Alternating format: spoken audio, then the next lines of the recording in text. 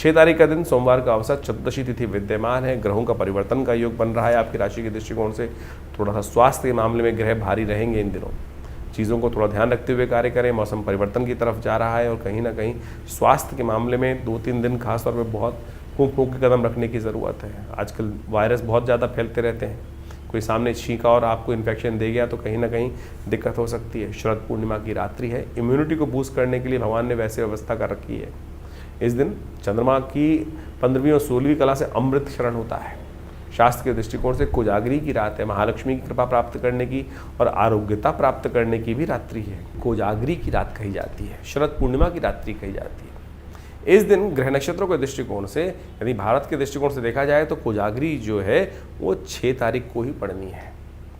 पूर्णिमा उसके अगले दिन रहेगी, लेकिन क्योंकि रात्रि में चांद जो है निकल रहा है, चांद के जो 15वीं और 16वीं कला से जो अमृत का शरण होना है वो इसी रात्रि में होने वाला है।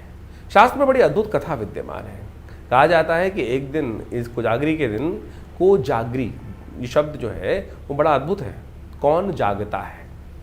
और कहा जाता है महालक्ष्मी और इंद्र जो हैं वो गज पे आरूढ़ होकर पूरे संसार में भ्रमण करते हैं और जो जागते हैं और उनके जीवन में भगवती महालक्ष्मी कृपा सुंदर प्राप्त कराने के योग बना देते हैं।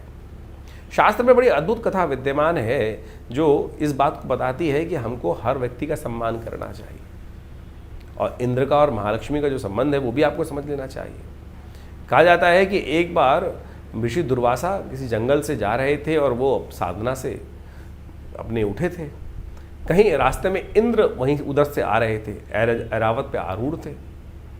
दुर्वासा ने सामने देखा कि इंद्र आ रहे हैं तो उन्होंने इंद्र का सम्मान करते हुए जो वहीं वन के पुष्प थे उसकी बनी हुई माला इंद्र को अर्पित करी। इंद्र यानी देवताओं के राजा, जब उनको अर्पित करी तो इंद्र ने स्वीकार कर लिया उस माला को।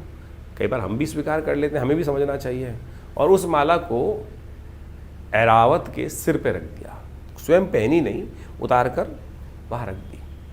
जब उतार के रख दी तो ऐरावत ने लगा उसको, वो भी जब इंद्र का वाहन था, जितना बड़ा राजा होता है उसका जो ड्राइवर होता है वो उससे भी बड़ा बन जाता है कई बार। तो कहा जाता है कि ऐरावत ने भी मदमस्त था, उसने उठाई वो माला अपनी सूंड से और वहीं जमीन पे पटक दी। दुर्वासा के समक्ष ही रहते रहते ही ये समस्त घटना घटी। उन्होंने इंद्र को शाप दिया कि इंद्र, जिस श्री के कारण से, ऐश्वर्य के कारण से तुम इतने मदमस्त हो गए हो कि तुमने हमारी जो पूजा की, हमने आपका सम्मान किया, उस सम्मान को आपने स्वीकार नहीं किया और उस सम्मान को आपने जमीन पर पटक दिया, तो ये ठीक नहीं है, तुम श्री विहीन हो जाओगे।